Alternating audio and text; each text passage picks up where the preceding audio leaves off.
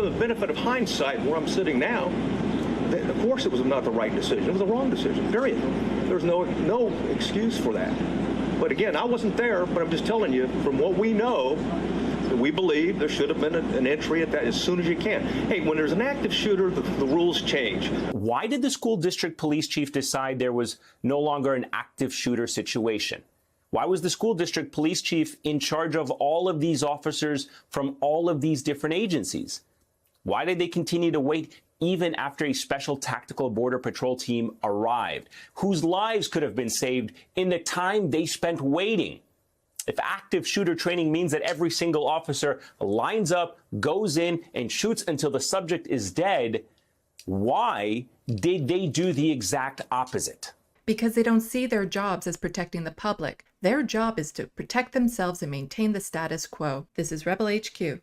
I'm Sandee Lovas. What happened in Uvalde was horrific. This is one of the times you want the police to show up armed and ready to go in because children's lives were on the line. Some of the police made sure that their children were safe, and when parents realized they weren't going to save the other children, they tried to go in, and the police stopped them. How is it the people we pay so well to do a job stood around and allowed this atrocity to go on while looking in the faces of the parents pleading with them to do something? The police added trauma to an already traumatic event. And I wish I could say I was surprised. People are afraid to call the police because all too often, instead of diffusing the situation, they make it worse. I've heard too many stories of people calling the police for help with a loved one having a mental health episode, only for the police to show up and kill them. This means people are left to fend for themselves, and a lot of crimes go unreported because folks don't want to risk the police killing the person they're calling about. Now I could say, nowhere else in the world are police like this. This is only an American problem.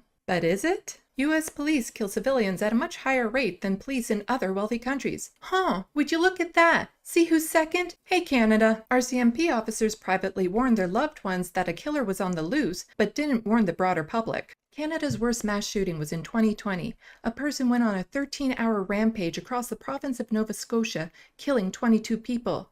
The police could have warned the public, but didn't.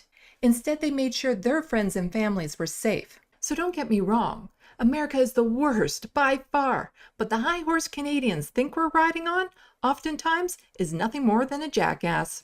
How the police interacts with the public causes trauma to individuals and communities. Black and Indigenous peoples are in fear of their lives whenever they're pulled over by the cops.